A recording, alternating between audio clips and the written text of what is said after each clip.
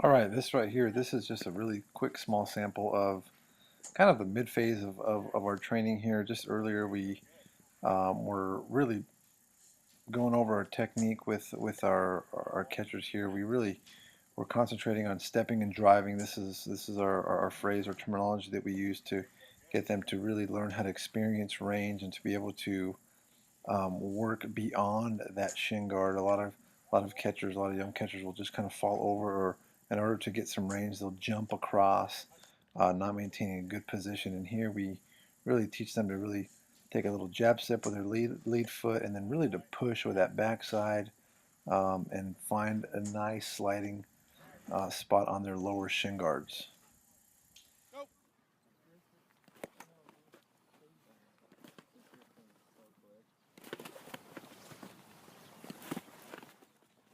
So we finished up our blocking by doing bull ring blocking, which is much more of a drill that is going to emphasize their stamina. We know that when we start getting tired physically and mentally, we start losing a little bit of our technique.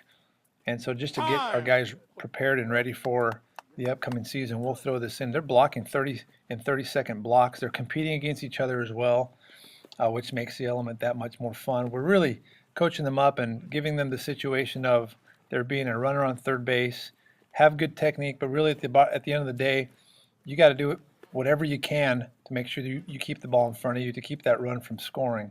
So you can see there is an element of difficulty as they're spinning, turning, finding the next ball, as they're maintaining their technique, as their bodies are getting tired, as their minds are getting tired, as they begin to lose focus a little bit. So it's a really fun drill. They get to compete and they get to react. So that is bull ring blocking for Next Level Catching Academy. Time. Job. Good work.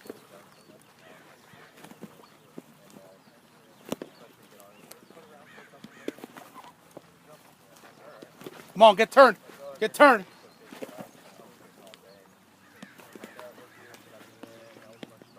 Good, we adjust. Last one. Last one.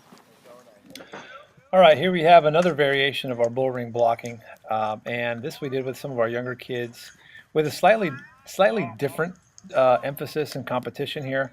For these guys, if they had let a ball get by them, their turn was over, and so it wasn't quite so much the same stamina. And the situation was the same though as our previous video. It was runner on third base, game-winning run. We worked on lateral blocking, and so we let them know that we're talking about pitches that are way off the strike zone. They're out. As you see that guy diving right there. Not to expect them right down in front of you, and a little bit more about the will of a catcher to block. Maybe a little less about technique, but always, as always, we encourage that. So it was a lot of fun. And here is just another incredibly fun and tough drill that we all had loved back in college. Again, a drill about toughness and will, to not let a ball by you. The fatigue sets in into the legs. The technique starts to fall apart a little bit, but the objective remains the same. Keep going and do not let the ball by you. There is quite an art to this, and this is actually the first time that we implemented this drill. We brought this drill in to Next Level Catching Academy, and I think the guys liked it. It was a good, tough challenge drill, and we're going to bring it back in the future. It was awesome. Yes, one more. Up. Attaboy. Up. Attaboy, come on. One more. Keep going. Nice.